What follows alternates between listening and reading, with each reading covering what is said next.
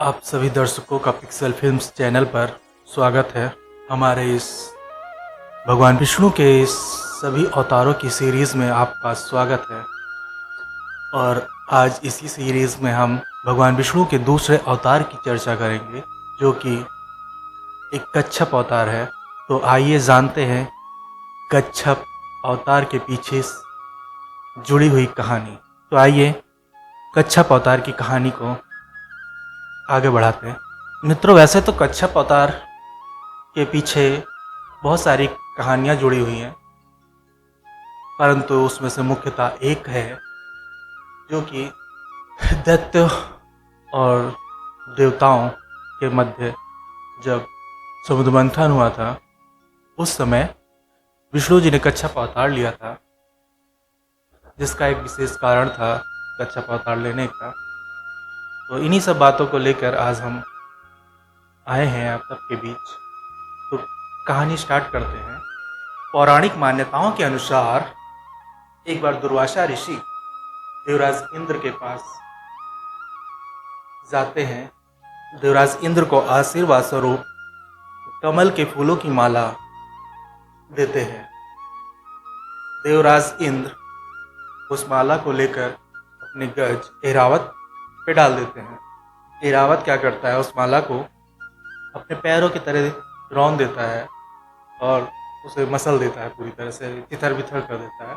ये सब देखकर दुर्वासा ऋषि अत्यंत क्रोधित हो जाते हैं।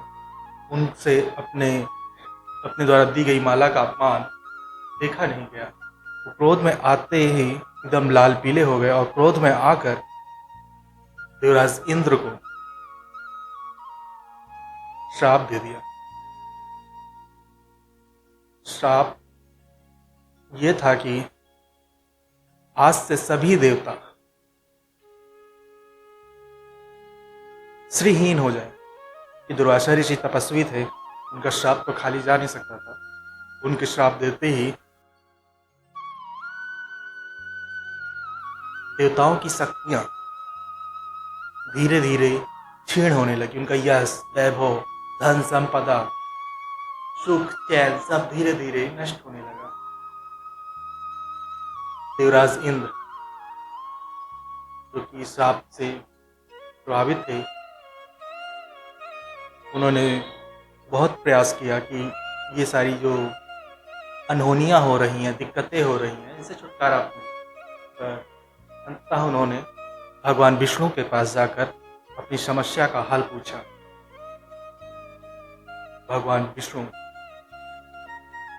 स्वयं नारायण, जो कि क्षीर सागर में शेषशैया पर विराजमान थे। देवराज इंद्र जाते हैं और अपनी समस्या बताते हैं। श्री हरि अर्थात नारायण भगवान विष्णु ने उनको एक उपाय बताते हुए कहा कि समुद्र मंथन, आप सभी देवता मिलकर समुद्र मंथन करें। समुद्र मंथन से जो अमृत प्राप्त होगा, उस अमृत के सेवन से आप लोग अमर तो होंगे ही, साथ का साथ आपका यश, वैभव, शक्ति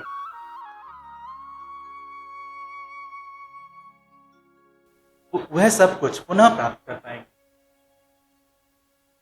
युवराज इंद्र को भगवान विष्णु की बात अच्छी लगी और उन्होंने समुद्र मंथन की तैयारी प्रारंभ कर दी। परंतु समुद्र मंथन के लिए बहुत सारे लोगों की आवश्यकता थी, बहुत सारी शक्तियों की आवश्यकता थी। यह असुरी शक्ति जो होती है, समुद्र मंथन के लिए उसकी भी आवश्यकता है।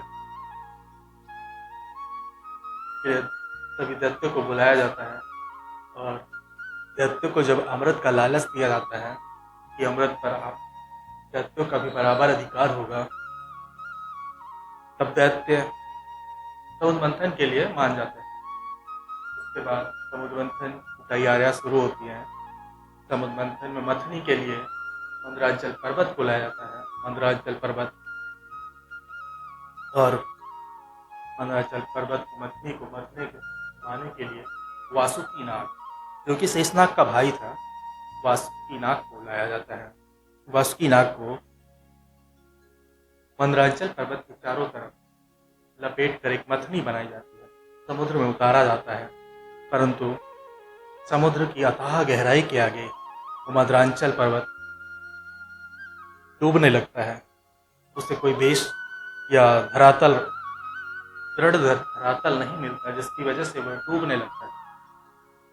सभी देवता और दैत्य फिर से चिंतित हो उठते हैं और भगवान विष्णु के पास आते हैं।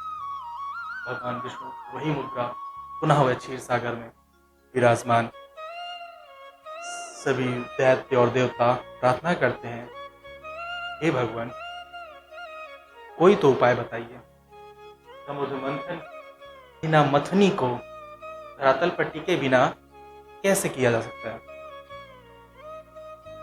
भगवान विष्णु मुस्कुराते हैं और कच्छप अवतार लेने के लिए तैयार हो जाते हैं। उसके बाद भगवान विष्णु कच्छप अवतार लेते हैं और अपने शरीर का, पीठ का विस्तार इतना ज़्यादा कर लेते हैं जिसके ऊपर मद्रांचल पर्वत की मथनी को रखा जाता है और समुद्र मंथन प्रारंभ होता है। समुद्र मंथन के प्रारंभ होते ही प्रथम जो रत्न निकला था, हलाहल, उसे हलाहल कहा गया। विष था एक प्रकार का, जो प्रकट होते ही पृथ्वी पे उथल पुथल प्रारंभ हो गया। सभी जीव जंतु उसके प्रभाव मात्र से, इसी तरह उसमें से 14 रत्न प्रकट हुए। पहला हलाहल था, कल्पवृक्ष था, कामधेनु गाय, माता लक्ष्मी, वरुणी, और उसी में निकलता है अमृत। अमृत के निकलते ही देवताओं और दैत्यों में भीषण द्वंद्व प्रारंभ हो जाता है। देवताओं का कहना था कि अमृत पर सिर्फ देवताओं का अधिकार है, जबकि दैत्य, जो कि शक्ति में तो बलशाली थे ही, उनका कहना था कि समुद्र मंथन में ये पहले जो प्रस्ताव हुआ था उस पे यही था कि अमृत पर देवताओं और दैत्यों का बराबर अधिकार होगा। उसके बाद भगवान विष्णु फिर एक मोहिनी का रूप धारण करते हैं, सुंदर नारी मोहिनी का रूप धारण करते हैं और उन दैत्यों का मन मोह लेते हैं। उसके बाद चालाकी करते हैं कुछ, जिसकी वजह से देवताओं को अमृत मिल पाता है और दैत्य वंचित रह जाते हैं। उसमें भी राहु और केतु नाम के 2 राक्षस, जो देवताओं का रूप धारण करके छल से या चालाकी से कह दी अमृत पान कर लेते हैं, जिस कारण वो अमर हो चुके हैं और राहु केतु आज भी अमर है। तो ये थी भगवान विष्णु के कूर्म अवतार यानी कच्छप अवतार की कहानी, जो कि बहुत ही संक्षिप्त और कम शब्दों में है। बाकी अन्य मान्यताएं भी बहुत सारी हैं कि भगवान विष्णु ने कच्छप अवतार लेकर पृथ्वी का पूरा भार अपने ऊपर लिया हुआ है। जब पृथ्वी रसातल में डूब रही थी तो भगवान विष्णु ने कच्छप अवतार धर कर पृथ्वी को अपने ऊपर ली धारण किया और सृष्टि के विनाश को रोका था। आशा है आपको भगवान विष्णु के कच्छप अवतार की कहानी जानकर बहुत ही आनंद आया होगा। मिलते हैं हम भगवान विष्णु के अवतारों की सीरीज में तीसरे अवतार के साथ नेक्स्ट वीडियो में। हमारे पिक्सल फिल्म्स चैनल को सब्सक्राइब कर लीजिए ताकि आने वाली वीडियो आप तक पहले पहुंचे, और यदि वीडियो पसंद आई हो तो इसे ज़्यादा से ज़्यादा शेयर करें और कमेंट करें। धन्यवाद।